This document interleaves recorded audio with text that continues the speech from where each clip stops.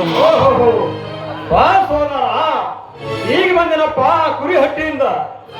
ಹೌದಣ್ಣ, ಬಡ್ಡಿಯ ಕಸ ಹೊಡೆದು ಮರಿಗಳಿಗೆ ಹಾಲು ಕುಡಿಸಿ ಅವುಗಳಿಗೆ ತಪ್ಪು ಹಾಕಿ ಬರೋದೊಳಗೆ ಇಷ್ಟು ಹತ್ತಾಯ್ತು ನೋಡೋಣ, ಇಷ್ಟು ಹತ್ತಾಯ್ತು.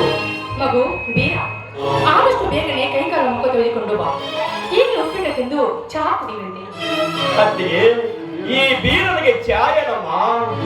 ಈ ಬೀರ ಈಗಲೇ ಒಂದು ತಮ್ಮಿಗೆ ಹಾಲು, ಒಂದು ಬೊಗಣೆ ಬಿಳಿಜೋಳದ ಲೊಟ್ಟು ಮುಂದೆ ಬಂದಿದ್ದಾನಮ್ಮ, ಮುಂದೆ ಬಂದಿದ್ದಾನೆ.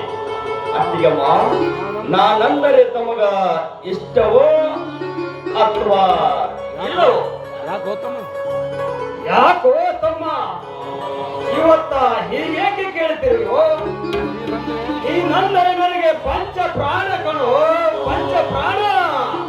ಅಣ್ಣ, ಅದೆಲ್ಲವ ತಮ್ಮ ಧರ್ಮದ ನುಡಿಯಿಂದ ಕೇಳಿಸಿಕೊಂಡೇನಣ್ಣ, ಕೇಳಿಸಿಕೊಂಡೇನೆ.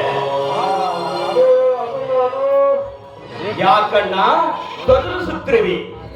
ಈಗಲೇ ಹೇಳಿದೆಲ್ಲ, ನಾನಂದರೆ ನಿನಗೆ ಪಂಚ ಪ್ರಾಣ ಅಂತ. ಅಣ್ಣ ತೆಗೆದುಕೊಳ್ಳಪ್ಪ, 10 ಮರಿ ಮಾರಿದ 10,000 1,00,000 ರೂಪಾಯಿಯನ್ನು.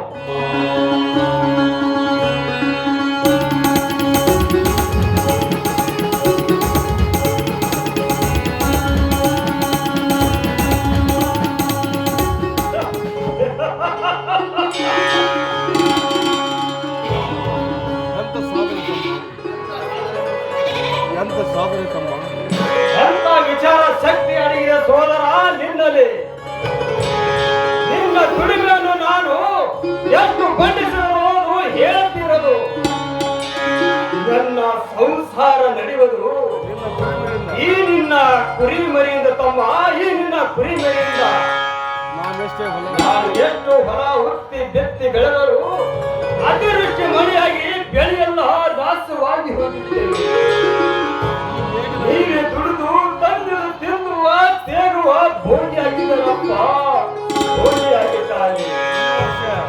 ಈ ವರ್ಷ ಅಂತ ಮಳೆಯಿಲ್ಲ, ಬೆಳೆಯಿಲ್ಲ. ಅಣ್ಣ, ನಾನಿರುವಾಗ ನಿನ್ನ ಕಣ್ಣಲ್ಲಿ ನೀರೇ ಕಣ್ಣ, ನೀರೇಕೆ?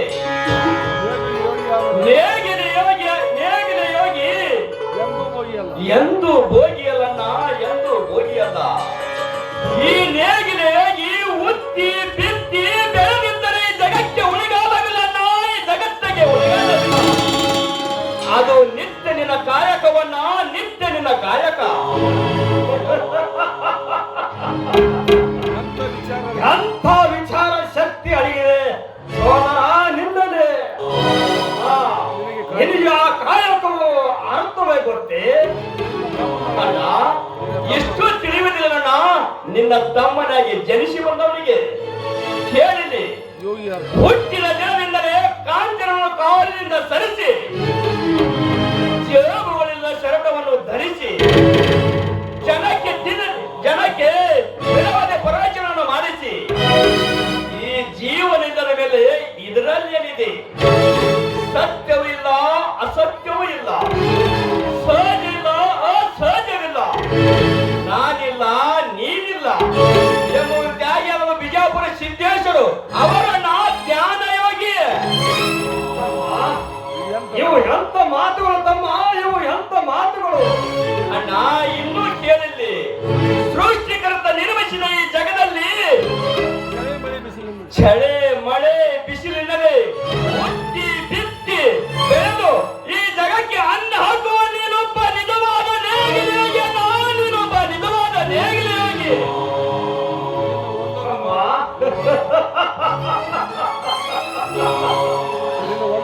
ನಿನ್ನನ್ನು ಒಂದೊಂದು ಮಾತು ಕೇಳಿ ಈ ಜಗವನ್ನೇ ಮರೆತು ಬಿಟ್ಟೆ ತಮ್ಮ, ಈ ಜಗವನ್ನೇ ಮರೆತು ಬಿಟ್ಟೆ.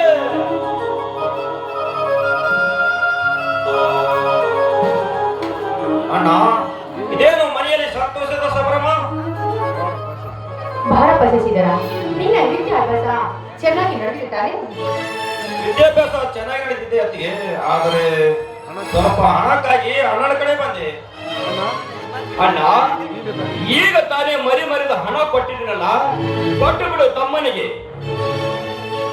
ಎಷ್ಟು ಬೇಕಾಗಿದೆ ಸೋದರ? 50,000 ಕೊಟ್ಟು ಬಿಟ್ರೆ ಸಾಕಣ? ತೆಗೆದುಕೋ. ಹಣವನ್ನ ಮೇಲೆ ಹಿಡಿತದಲ್ಲಿರಬೇಕು. ಹಿಡಿತಾನೆ ಆಗ್ಲಣ್ಣ. ಸ್ವಾಮಿ,